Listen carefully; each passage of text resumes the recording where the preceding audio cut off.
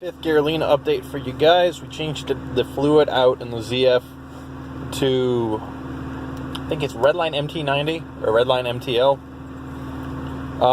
And honestly, it's worked a lot better.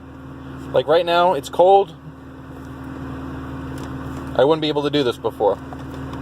It sticks a little bit sometimes when you're out of gear, like when you're in gear, fifth gear for a while, and then you go out of gear, it will sometimes lean over.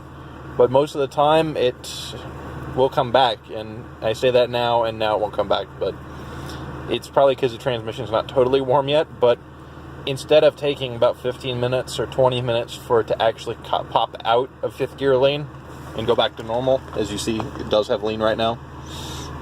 It takes about 5. So big improvement. I suggest before you try to replace the fifth gear detent pin, try running a really nice fluid like MTL, MT90, whatever it recommends.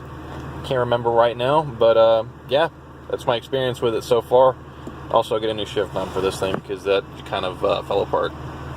So yeah, subscribe, and take care.